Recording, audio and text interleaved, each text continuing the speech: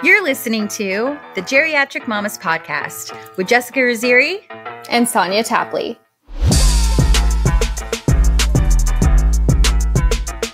Hello.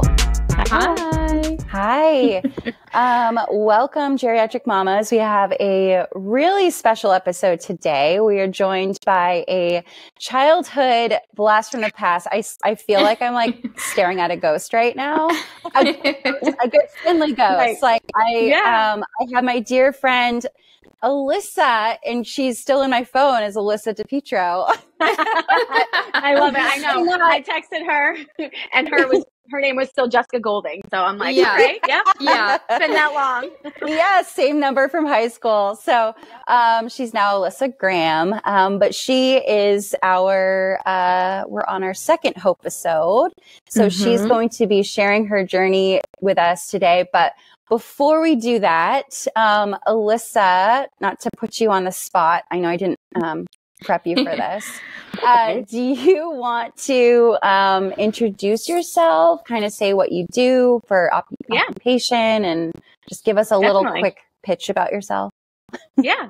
All right. So my name's Alyssa. I live in Portland with my husband, Brian, and our baby, Oscar, who's 6 months old.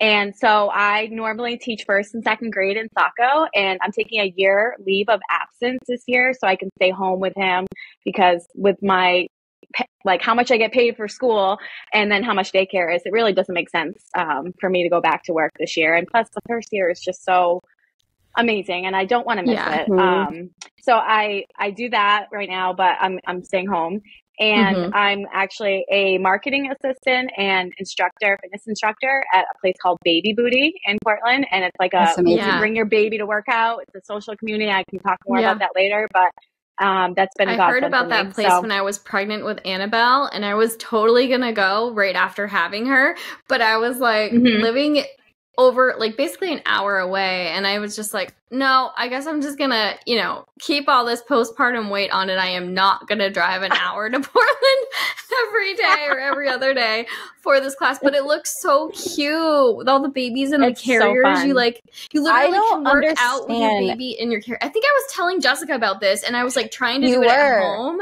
Yeah, I was trying to do it at home. So I'd have Annabelle in my carrier, and sometimes I would be doing straight HIIT workouts, like HIIT workouts. Wow. Just like, but then I was like, I'm not. But literally though, Sonia, like, okay. I'm sorry. I'm like so confused because Alyssa, literally, like you are a superhero in my eyes. Seriously. You literally had your baby, and then I feel like it was like not even like a couple weeks later, I see you in this class, and I literally had like enormous Michelin Man legs. Like I couldn't move. Yes. Like Same here. It was a struggle to like stand up and go to the bathroom. I couldn't imagine like doing all that stuff. I'm like, how is she doing all of this? Like, I was thinking the same thing, because we're also friends on Facebook, and I was watching this too. Yes. I went 8 weeks postpartum. Wow. Good for you. Did it help you shed a lot of like the water weight and the excess and stuff from moving around? Yeah. Yep. It was amazing. I tried walking, but it was just not cute. Let's just say that. We were basically both sedentary with our Michelin Man legs for a while. No, it was bad. Like you would like press down into my leg, and it would just stay there. Like you would see like an imprint would just stay there. Wow. We're coming back. It was so bad. Yeah, it was literally like I had like just one solid leg from like my thigh down to my ankle. Like there was no there was no knee, there was no ankle, like there was nothing. It was just like oh man. Here we are. We were just like hauling around 2 large tree trunks, and it was just like, whoo. Yeah. Oh my gosh. Yeah. Well, just to kind of like share with everybody, Alyssa and I go way back, like elementary school. Like we were babies. Yeah. We were really close, BFFs in the 8th grade, all through high school. We cheered together. So we have a lot of really funny memories that we were just bonding over before we jumped into this. I actually, another memory that came up was I remember one day in 8th grade, and wasn't really into like music at the time. So I wasn't really like up to date with like pop culture or anything like that. Yeah. Well, one day Alyssa comes into class and she's crying. Like she's devastated. She's so upset. And I'm like, what's wrong? And she's like, Tupac died. And I was like, who? I thought it was like a cat or something. And she's like, Tupac. And I was like, who's Tupac? She's like, the rapper. And I was like, do you know him personally? Like, I was like, so confused. She was just like, but she was really going through it. Like she had like a mourning period. And because he was all over your bedroom. I remember that. Yeah. And I remember I was trying to act cool. Like, I know, I'm so sad too. I'm so sad. Totally forgot about him. For the record, I like later in life learned to appreciate his music, and now I am sad, so I understand. But at the time, I was just like this little loser child. I was like, oh yeah, Tupac, cool. Yeah, I'm sad too. So funny. Oh, I remember you introducing me to Alyssa and a few other of your high school friends. We, had fun hanging out. I think it was like a couple of times. We probably went to like Oasis or like something like one of the under 21 clubs or like something where we could just go and drink like our Sprite. Or something like that. Our like Sprite. Our Sprite. I remember a few of your friends. Like, Golding, if you're listening to this, it was just Sprite. And then Alyssa and I went to USM together for like a little while, and she kind of like introduced me to some of her friends and took me under her wing for like a few minutes until I was like, I'm going to Hawaii, and I left. Oh yeah, that's when I left for Hawaii. At USM too? Alyssa? No, I did for 2 years. Oh, Alyssa did. Sorry, I did. 2 years. Not me. Okay. Yeah. It's not all about you, Sonia. Really? But why? My mom says hi, by the way. I told her that you were coming on, and she got all excited. She's like, oh my gosh, I can't wait to hear that episode. Tell her I say hi. Doris. Tell her I say hi too. Well, you're telling her now, so she'll be listening. Shout out. So Alyssa, when you shared on Facebook, you opened up that you were going to be going down the path of IVF. I immediately screenshotted it and I sent it to Sonia, and I was like, I don't know if this would be weird. Like we don't really like talk much, but I just feel like I want to like reach out to her and connect with her, because like we had just already gone through everything that we had been going through, and actually at the time, Sonia and I were before I ended up getting pregnant, we were actually we were trying to start a podcast called Chasing Motherhood. And so it's going to be kind of the same thing, but it was going to be more focused on like fertility and like our journeys and stuff. But then she got pregnant and then I got pregnant. We're like, well, we're not really chasing it anymore. Right. So you're in it. Right. we kind of caught it. So now what? And here we are. Now we're geriatric mamas. Right.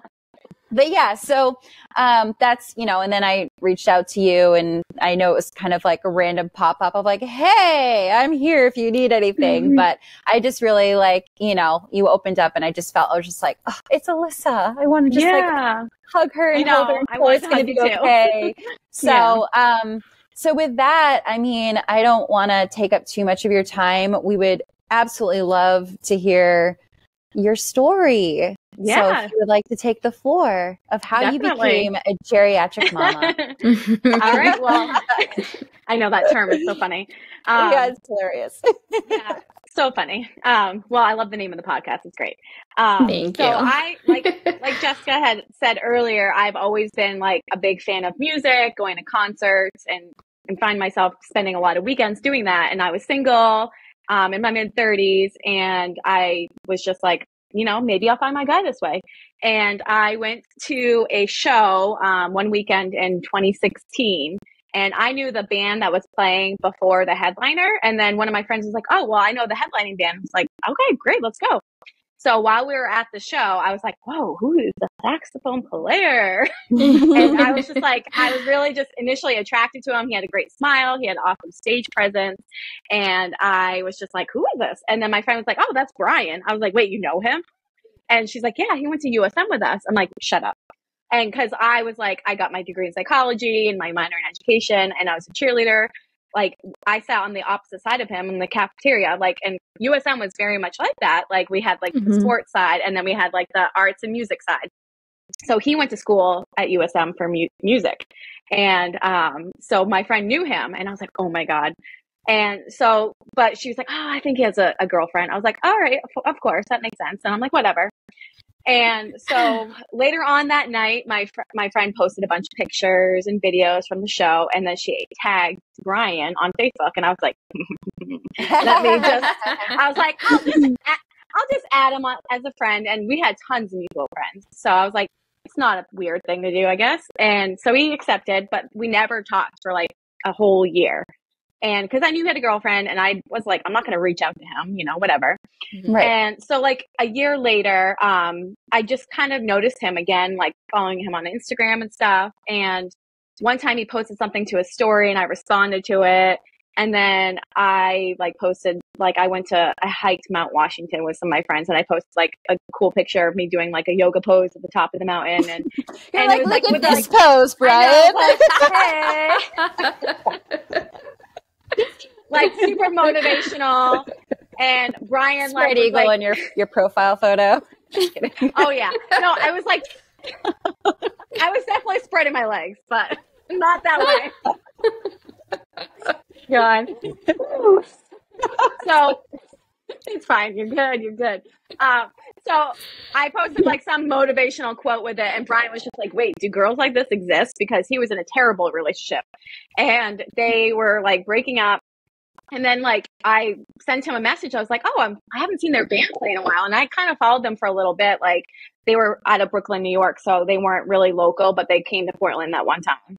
So I sent him a message, and so I slid into his DMs, and I was like, so when are you guys playing in Portland again? And he told me like the lead singer was pregnant, and so they were taking a little hiatus. I was like, oh, bummer. And then he was just like, hey, I got to get in the car. I'm heading to Vermont right now. He's like, do you want to continue this conversation in person sometime? I was like, yeah, definitely. So I like gave him my number right away. And then like we texted initially a couple times, and he's like, let's do lunch sometime. I was like, great. And then I hadn't heard from him. So I was like, all right, I'm just going to reach out, like, whatever, what's the loss here? So I sent him a text like a week or so later, and I was like, hey, how about that lunch date? You know? And, he was like, hey, I'm actually free tomorrow. Like, and so we went and met for lunch, and he initially was like, so I don't really know what I'm doing here. Like right away. He's like, I just got out of like a really bad relationship, and I'm moving to California. I was like, oh, okay. I was like, and I had just dated some really crappy guy. So I was like, you know what? He's nice. Let's just go on a date. Like nothing happens. Maybe I can go to California and visit him. Mm-hmm. So I just had like a really positive attitude about the whole thing, and just continue to hang out with him. And then we like took things really slowly and whatever. And then like he decided not to move to California because of me. And so it was just like a really sweet, yeah, it ended up being really sweet. Like I met his family, instantly fell in love with them. Like they're just like, I'm very similar to his mom. It was easy. Kind of weird. Yeah. It was easy, right? So easy. It was like meant to be. Like my dog, who doesn't like a lot of other dogs, loves his parents' dog, loves him. So like, I was like, all right, this is good. So then 3 years later, we ended up getting married in the, height of COVID, on our same like first date anniversary.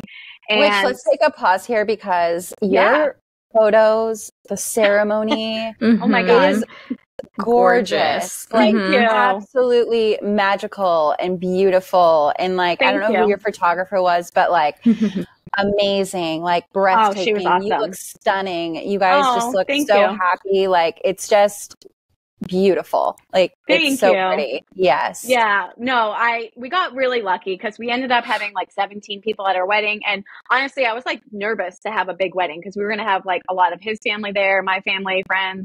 And I was like, ooh, I don't know if I want all this attention on me, So I was like a little nervous, but then COVID, it worked out, but it rained on our wedding day. And so, but we still got amazing pictures because our photographer was photos. Phenomenal. And like the flowers, everything. So like, whatever, we got married, and then I was also finishing grad school sort of at that time, but I was like, all right, I'll get my IUD out, like, and if it happens, it happens. And so then it wasn't happening, and I was like, okay, like